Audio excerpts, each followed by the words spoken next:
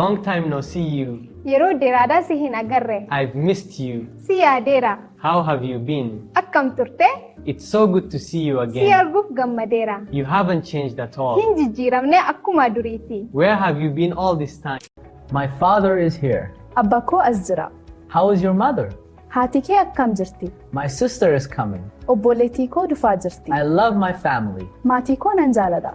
Keep practicing these every day. And you'll speak with confidence. Galatu. Too expensive. Baay'ee qaaliidha. Can you make it cheaper? Ni hir'isuun ni danda'ama. I want to buy this. Kana bituu barbaada. I don't want it. Kana hin barbaadu. Do you have another color? Halluu biraa ni qabda. Do you have this in a smaller size? Kuuni gaadii shinnaa ni. I will always remember the good times. Yeroo gaarii waliin dabarsine ni yaadada. I'm sorry if I hurt you. Yoo si miidhe dhiifama. Let's just end things peacefully. Waan keenyaan nagaan haa daabnu.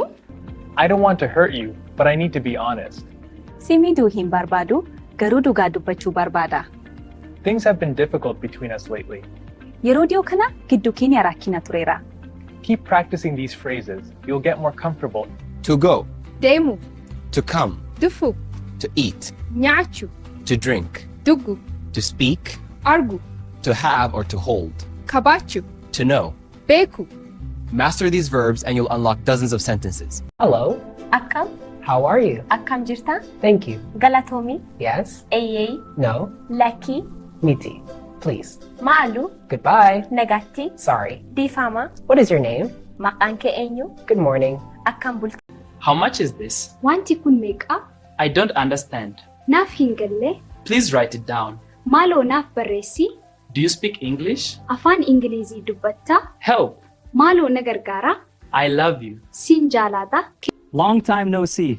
Yeroo dheeraadhaa si hin agarre. It's been a long time. Yeroo dheeraadhaa taa'e. I've missed you. Si yaadeera. How have you been? Akkam turte? It's so good to see you again. Si arguuf gammadeera. You haven't changed at all. Hin jijjiiramne akkuma duriiti. You look... Long time no see you. Yeroo dheeraadhaa si hin agarre. I've missed you. Si yaadeera. How have you been? Akkam turte? It's so good to see you again. Si arguuf gammadeera. You haven't changed at all. Hin jijjiiramne akkuma duriiti. You look great. Akka gaariitti si It's time to begin. Please stop talking. Yeroo itti barumsa jalqabnudha maaloo chaldiisi. I'm waiting for you to be quiet. Kallisuu keetti egaan jira. Settle down now so we can start.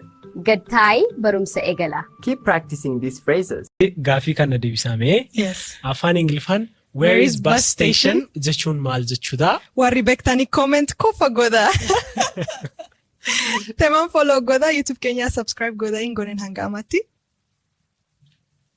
Gaafii kana deebisame Afaan Ingilifaan it is so good to see you again jechuun maal jechuudha? Warri beektanii comment kofa godha.